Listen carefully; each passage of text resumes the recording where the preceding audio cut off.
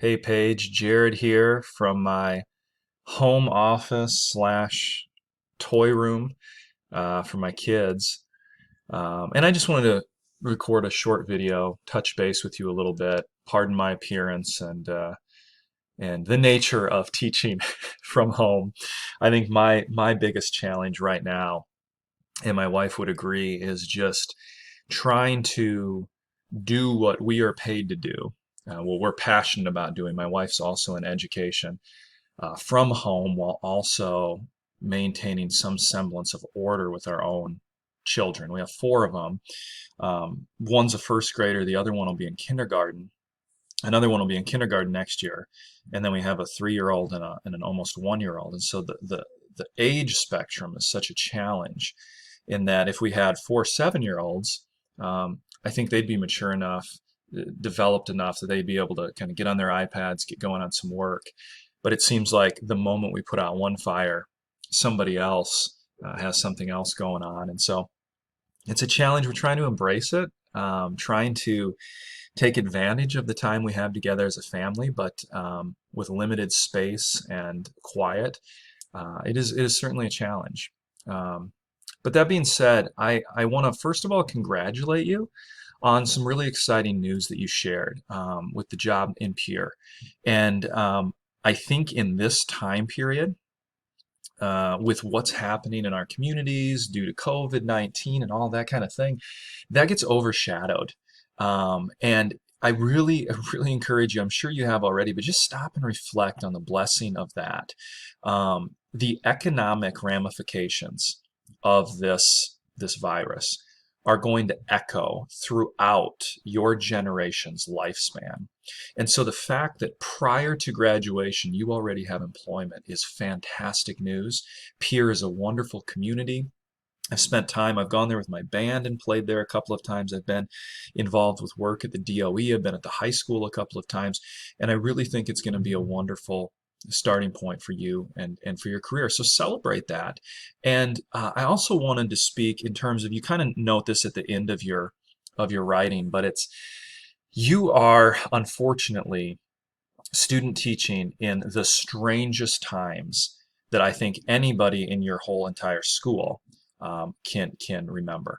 There's never been a situation quite like this. And so the one thing I'm really grateful for is that you and Justin were able to hit it off as quickly as you did, and kind of establish that rapport and that relationship, get you involved as much as possible so that then you're able to make this transition in the best way that you can. I think that's helpful. I also wanted to note, there's some other good news here that you were able to meet with all but one student, and then you say, unfortunately, that one student that we couldn't get in contact with is a student we have had struggles with in the past when it comes to attendance and homework.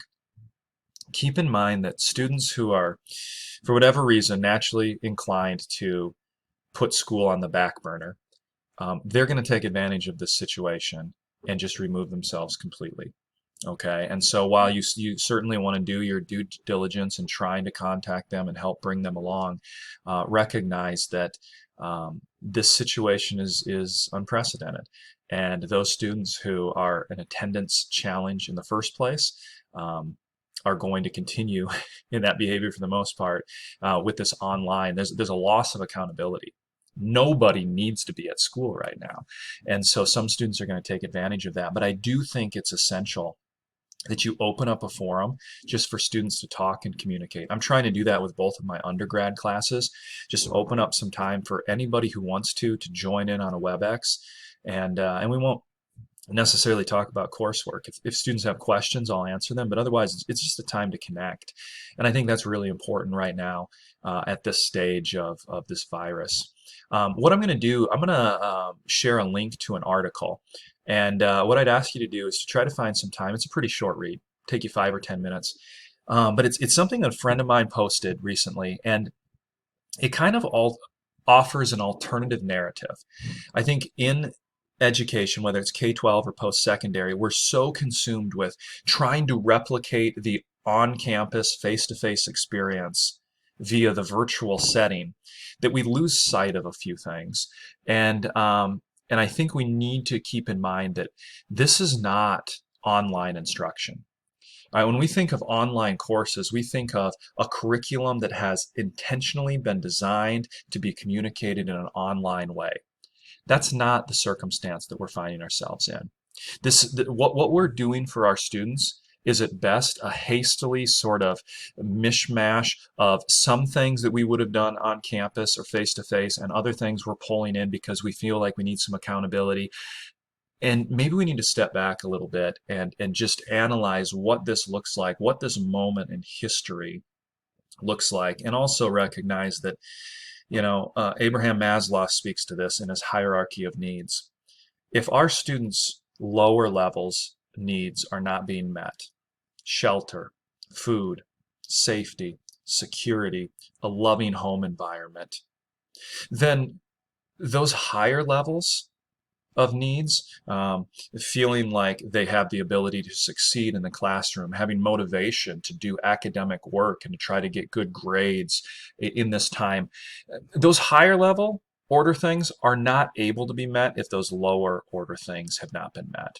And many of our students are facing a situation where they're not getting those lower level needs met right now because they're not having healthy, safe learning environments. They're not socially interacting in appropriate ways with their peers. And maybe they're not even getting some of their physical needs met in terms of exercise or food or water or whatever the case might be. So anyways, I just offer that to you as a way of just trying to reconnect again. Keep me posted at the end of the week, just like you're doing. And we'll weather the storm. I don't know how long. I think that's the toughest thing is how long will this last? I wouldn't anticipate schools starting up again here this year.